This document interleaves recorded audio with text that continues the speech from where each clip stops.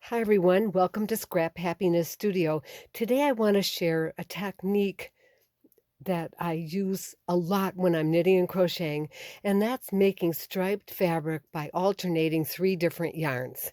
And that's because over the years, I've become a very social knitter. And so when I'm out with people and friends, I I want to be making beautiful things, but I don't want to have to concentrate. So I'm usually making rectangles, and those rectangles become anything from headbands to scarves to little handbags to up to afghans and, rugs even. So here's an example of a headband, and you can see how the 3 yarns mix up. I mean, using this technique by striping makes very beautiful and interesting fabric and with a pretty edge. Here's a handbag that's crocheted that same way, and usually when I'm crocheting with this, I'm using that very simple tweed stitch, which is single crochet, chain, and then on the row back, you're single crocheting in the chain spaces and then chaining over the single crochets, which makes a really pretty and nice firm fabric. Here's some more headbands.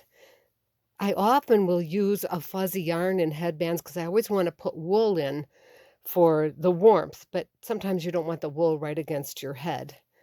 Here's another one, and another one. Here's crocheted with that tweed stitch, and more crocheted with this tweed stitch. See, it's a really pretty fabric and so easy to make. Here's one with some hand-spun art yarn.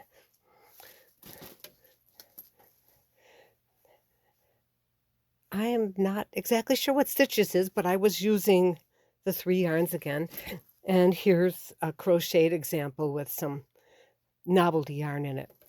So I'm going to demonstrate this.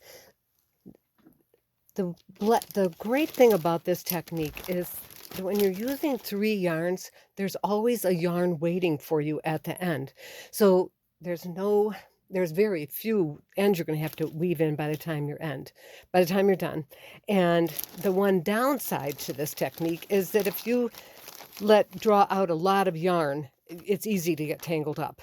So it's good to corral your yarn so that not too much gets pulled out in these Ziploc bags, which I remember to pull out for purposes of this demonstration because usually it's not something I think about till I'm out somewhere. So the idea is really simple. You can see I've just knit an orange row. So the next row is going to be this blue one. And to get that pretty edge, you always want to draw your yarn up from underneath to get that pretty edge that's happening there. So I'm going to knit this row.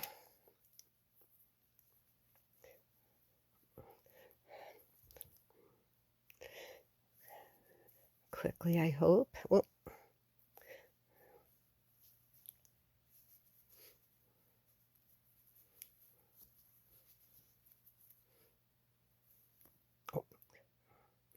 naturally, because I'm demonstrating, I'm turning all fumble-fingered here.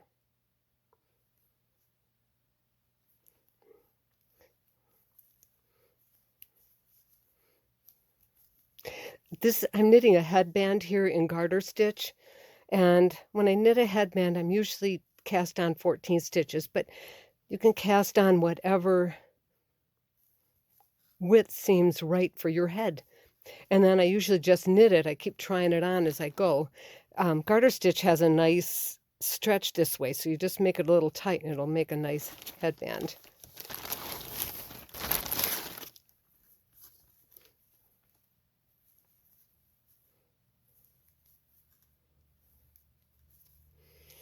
Okay, so see, I've come down to that end, and so that black yarn's waiting for me. And I'll pull that up so that I'm getting that nice braided edge.